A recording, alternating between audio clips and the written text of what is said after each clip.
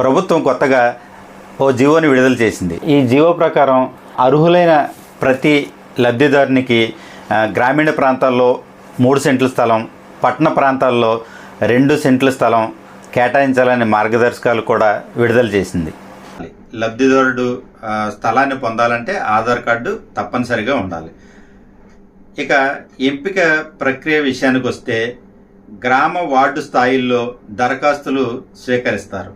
ప్రతి దరఖాస్తుపై VRO RI అర్హత పరిశీలన జరుగుతుంది.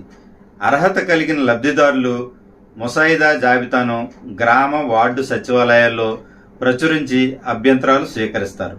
అభ్యంతరాలు స్వీకరించిన తర్వాత తుది జాబితా ప్రకటిస్తారు.